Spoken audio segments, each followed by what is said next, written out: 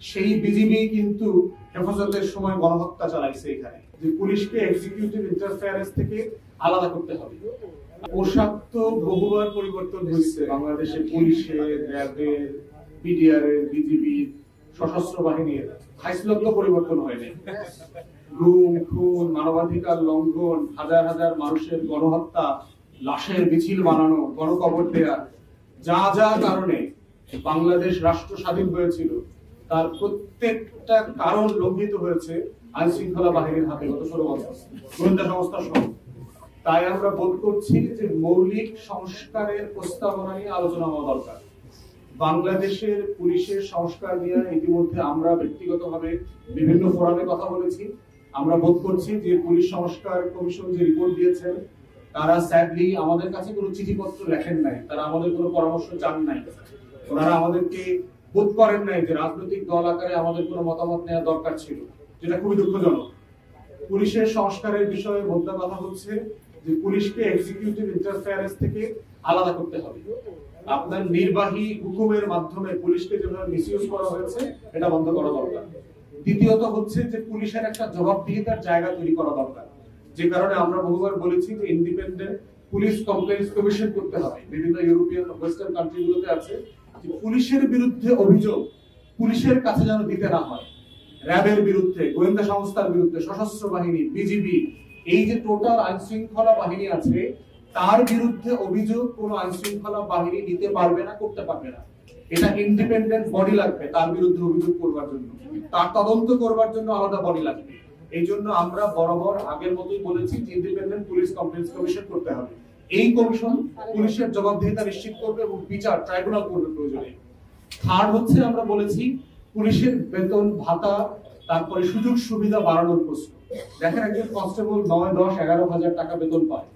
এই মানুষটা কিভাবে 2 জনের 4 জনের সংসার, বাবা মাকে যদি দেখভাল করতে হয়, ওষুধ, চিকিৎসা, ন্যূনতম বেঁচে থাকার যে দায়, এটা সে কিভাবে শোধ করবে? তাহলে রাষ্ট্র এমন একটা ফোর্স তৈরি করেছে, তার এমন একটা বেতন কাঠামো তৈরি করেছে যে কাঠামোটা তাকে আসলে অসৎ জীবনযাপন করতে বাধ্য করছে। অতএব এই সুযোগ সুবিধা বাড়াতে হবে। ফোর্থ বলেছি যে আপনার ম্যানুয়াল পরিবর্তন করতে হবে। পুলিশের রিক্রুটমেন্ট, পুলিশের ট্রেনিং, পুলিশের যে বিধিমালা আছে, কোড অফ কন্ডাক্ট আছে, এই ব্রিটিশ কলোনিয়াল মেথড থেকে বের করে এনে একটা স্বাধীন সার্বভৌম রাষ্ট্রের পুলিশ প্রশাসন কিভাবে হওয়া দরকার সেটা আলাদা ম্যানুয়াল দরকার। রিক্রুটমেন্ট প্রসেসে দেখেন একটা মানুষকে যদি 10, 15, 20, 25 লাখ টাকা দিয়ে ঘুষ দিয়ে পুলিশের কনস্টেবল হইতে হয়, এসআই হইতে হয়, এই লোকটা টাকাটা উদ্ধার কিভাবে করবে? আপনারা হয় প্রেসের কার্ড ব্যবহার করে, আপনার মোটরসাইকেল থামায় না, গাড়ি থামায় না, কিন্তু সাধারণ মানুষের তো গাড়ি থামায় ফেলে। থামায়া বলে 2,500 টাকার মামলা দিব না, আপনি 1,000 টাকা দিবেন। মোটরসাইকেলের জন্য 500 টাকা দিবেন না 2,000 টাকার মামলা দিব। তো সবাই আপনারা দেখবেন যে প্রত্যেক আপনার ট্রাফিকের ভিতরে তাদের আলাদা হচ্ছে রিমান্ড রুম আছে। প্রত্যেকটা একটা ডিবি অফিস কায়েম করছে দেখবেন চৌমাথার মধ্যে মধ্যে। এই ডিবি অফিসে আপনাকে রিমান্ডে নিয়ে যায়, মোটরসাইকেলের ড্রাইভারকে, তারপরে পুলিশের এই অন্যান্য গাড়ির ড্রাইভারদেরকে নিয়ে রিমান্ডে নিয়ে তারপরে বিকাশে নগদে চালাচালি হয়। এই চালান দিয়ে গাড়ি ছাড়া দেয় অথবা গাড়ির লাইসেন্স জব্দ করা হয়। কেন করবে না? বাস্তবতাটা দেখেন, তার জীবনের বাস্তবতাটা। রোদে, শীতে, বৃষ্টিতে জীবনযাপন করে, এর মধ্যেও ভালো মানুষ আছে। আমরা বলেছি যে পুলিশের সার্চ এবং রিমান্ড কালচারে অনেক বেশি আপনার ট্রান্সপারেন্ট হওয়া দরকার। আপনারা বাহিরের মুভিতে দেখেছেন, বাহিরের পুলিশে দেখেছেন, বডি ক্যাম ব্যবহার করে, ক্যামেরা থাকে বুকের উপরে, হেলমেটের উপরে, টোটাল কনভারসেশন, তার কমিউনিকেশন, কি করছে, কি বলছে, সবগুলো রেকর্ডেড থাকে এবং এগুলোই পুলিশের কাছে এভিডেন্স আকারে যায়। পুলিশের কাজের ভিতরে আলাদা আলাদা বিভাগীকরণ করা দরকার। আপনার জজ কোর্টে গেলে দেখবেন যে পুলিশ মোটামুটি জাজের পরে সেই বিচার কাচার চালাইতেছে। কোথায় বেইল হবে, কোথায় রিমান্ড, কয়দিন দিবে, কাগজপত্র কোথায়, সাক্ষী কোথায়, টোটাল ক্রিমিনাল প্রসিডিংস থেকে পুলিশকে সহায় দিতে হবে।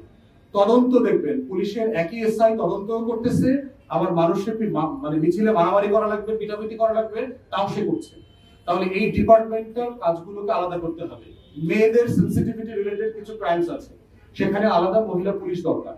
এই ডিভিশন অফ ওয়ার্ক গুলো করা দরকার। এরপরে হচ্ছে আমরা বলেছি যে সেন্ট্রালাইজ পুলিশ ফোর্স ভেঙে দেওয়া দরকার।